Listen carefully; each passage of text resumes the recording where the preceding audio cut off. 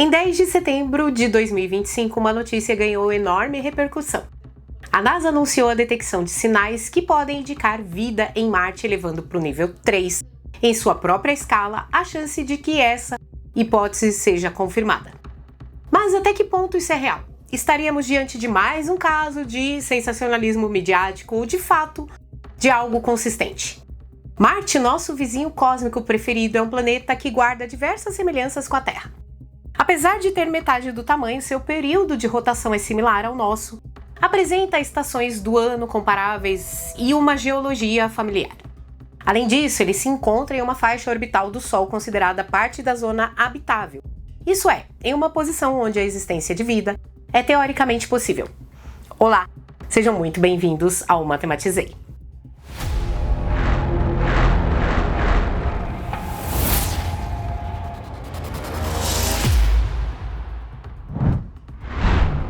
Por muito tempo nos acostumamos a pensar em Marte como um deserto árido e hostil, mas isso nem sempre foi verdade. Durante milhões de anos, o planeta abrigou rios, mares e lagos com paisagens que lembravam bastante a Terra. Hoje, sabemos disso porque foram identificados leitos fluviais fossilizados, além de marcas geográficas deixadas pela passagem de água, de forma semelhante ao que acontece em nosso planeta. Até antes da chegada das primeiras sondas capazes de fotografar a superfície marciana, chegou-se a cogitar que lá poderiam existir formas de vida complexas, organismos que caminhavam, animais e até mesmo possíveis seres inteligentes. Houve inclusive quem afirmasse ter observado canais artificiais na paisagem marciana. Atualmente temos certeza de que tais interpretações estavam equivocadas. Mas ainda permanece a expectativa de que, no período em que havia água abundante, tenha existido vida microscópica e talvez ainda hajam micro-organismos escondidos sob o solo. Essa esperança é alimentada por exemplos do nosso próprio planeta. Aqui na Terra encontramos vida nos ambientes mais extremos, onde parecia impossível existir algo vivo. São chamados extremófilos, que são organismos capazes de suportar condições drásticas, como vácuo espacial, temperaturas extremamente baixas ou elevadas e até mesmo altamente ácidas. Portanto, não é absurdo imaginar que seres microscópicos resistentes possam persistir em Marte. A pergunta sobre a existência ou não de vida marciana é absolutamente legítima e suas consequências, caso a resposta seja positiva, seriam extraordinárias. Seria uma vida parecida com a terrestre? Isso abriria caminhos para descobertas inéditas. Assim como o primeiro exoplaneta confirmado impulsionou a busca por mundos fora do sistema solar, e hoje já contamos com milhares catalogados, a identificação do primeiro indício de vida extraterrestre poderia gerar um efeito dominó na ciência. Há ainda outra hipótese intrigante. Alguns pesquisadores sugerem que a vida pode ter se originado em Marte e posteriormente migrado para a Terra. Essa ideia pode soar estranha e até mesmo assemelhar-se a uma teoria da conspiração ultracabeluda. Mas não é impossível. Já foram encontradas rochas marcianas em nosso planeta, lançadas aqui após colisões de grandes asteroides ou cometas contra a superfície de Marte.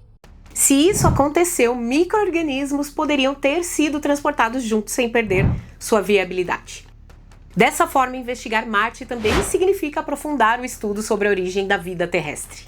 E justamente por isso, essa linha de pesquisa é de extrema relevância. Hoje contamos com vários rovers explorando Marte, coletando e analisando amostras e transmitindo os resultados para a Terra. Um dos principais é o Perseverance, que pousou em 18 de fevereiro de 2021. Trata-se de um equipamento altamente sofisticado e também crucial para essa investigação.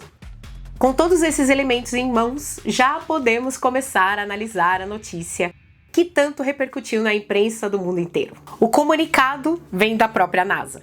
E é de lá que vamos pegar a informação oficial para interpretá-la corretamente. A divulgação oficial não afirmou literalmente que foi identificada uma bioassinatura em Marte, mas classificou a descoberta como revolucionária. O texto chega a concluir de forma surpreendentemente clara que as explicações puramente abióticas, ou seja, desprovidas de vida, para o que foi encontrado em Bright Angel, parecem pouco prováveis. Para quem conhece o quanto os cientistas são cautelosos, ainda mais dentro de instituições de grande porte como a NASA, é notável ver uma linguagem tão direta, quase sugerindo que a hipótese mais consistente seria de origem biológica. Poucos dias antes, um artigo detalhado havia sido publicado na revista Nature, acessível de forma gratuita e que vou deixar fixado aqui no link da descrição. Nele, os resultados são apresentados com profundidade e rigor acadêmico. A primeira questão é, afinal, o que aconteceu e em que consiste essa investigação?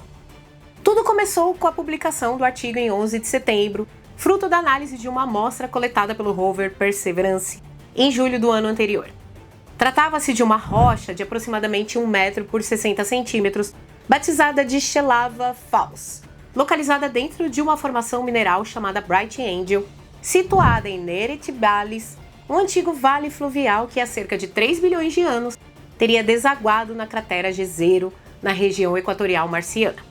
Pesquisadores ressaltam que o estudo é sólido, bem escrito e contou com a participação de muitos autores, já que praticamente todos os instrumentos do Perseverance foram utilizados na análise da rocha. Contudo, vale ressaltar que em nenhum momento os pesquisadores afirmam que encontraram vida ou sinais inequívocos de organismos.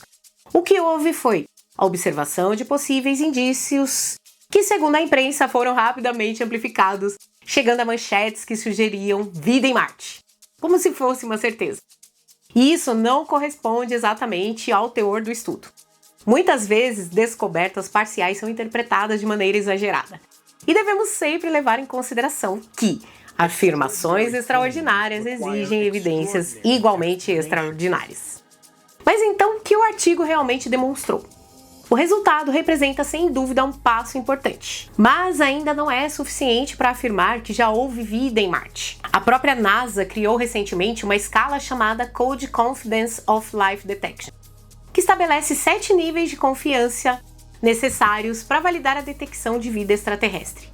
Com esse e outros estudos, teríamos alcançado apenas o nível 3, ou seja, há possíveis bioassinaturas que podem ter origem biológica, mas que também poderiam ser explicadas por processos naturais não relacionados à vida. Para avançar, seria essencial realizar novas análises independentes e comparações rigorosas. A ciência exige confirmação e replicação antes de chegar a qualquer declaração definitiva. Esse artigo, inclusive, também funciona como um chamado da NASA à administração dos Estados Unidos, reforçando a necessidade de dar continuidade ao projeto de retorno de amostras de Marte para a Terra. O Perseverance já coletou cerca de 60 amostras cilíndricas de rocha, cada uma do tamanho aproximado de um tubo de ensaio. Trazer esse material para ser estudado em laboratórios terrestres, com toda a tecnologia avançada e protocolos de controle de contaminação, seria um passo decisivo. Se isso acontecer, poderemos finalmente determinar com um grau muito maior de certeza se realmente existiu vida no planeta vermelho. É importante lembrar que em épocas remotas as condições em Marte eram muito parecidas com as da Terra quando a vida começou aqui. Nada impediria que ela também tivesse surgido lá. Assim, esse estudo que foi publicado representa um avanço na astrobiologia, mas, como é comum na ciência, cada resposta abre novas perguntas. Nos próximos anos, certamente voltaremos a ouvir falar muito sobre essas amostras marcianas e o que elas poderão revelar. Um aspecto particularmente interessante é a composição da amostra em questão. Desde o início, os pesquisadores perceberam que ela era uma das mais promissoras entre as já analisadas pelo Perseverance. A rocha apresenta veios de sulfato de cálcio separados por faixas ricas em hematita. Nessas zonas foram observadas formações peculiares apelidadas de manchas de leopardo, que exibem morfologias variadas, algumas esféricas, outras irregulares com centros claros e bordas mais escuras. Essas estruturas, bem como frentes de reação mineral, foram examinadas com praticamente todos os instrumentos do rover. Técnicas como a espectrometria Raman revelaram a presença de 2 minerais importantes: vivianita, que é fosfato de ferro hidratado, e greigita, um sulfeto de ferro. A hipótese levantada pelos autores é que esses minerais poderiam ter se formado por meio de biomineralização, ou seja, como subprodutos do metabolismo de micro-organismos que teriam habitado aquelas águas cerca de 3 bilhões de anos atrás, quando um vasto oceano cobria grande parte do hemisfério norte de Marte. E se isso for confirmado, estaríamos diante de autênticas bioassinaturas, que são evidências químicas da presença de vida no passado marciano.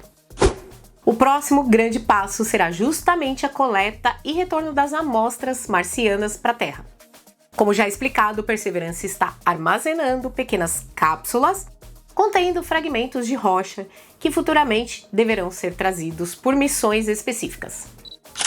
Se tudo ocorrer como planejado, será a primeira vez na história que teremos solo de Marte em laboratórios terrestres acessível a cientistas de várias partes do mundo. Esse será sem dúvida um marco épico capaz de mudar para sempre nosso entendimento sobre a vida fora da Terra. Bom, mas enquanto aguardamos, vale destacar uma história aqui bem curiosa.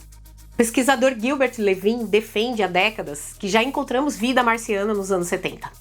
Em 2019, a revista Scientific American publicou um artigo polêmico em que Levin afirmou: "Estou convencido de que detectamos vida em Marte durante a missão Viking." Mas quem foi ele?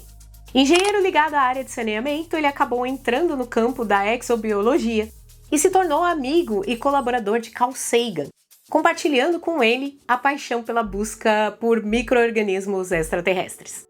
Levin foi responsável por um dos experimentos a bordo das sondas Viking 1 e 2, lançadas em 20 de agosto de 75, pelo foguete Titan 3, sendo as primeiras a pousar em solo marciano. Na época, Carl Sagan fazia parte da equipe científica e nutria a esperança de anunciar a descoberta de vida no planeta vizinho. Quando chegaram as primeiras imagens, porém, veio a decepção.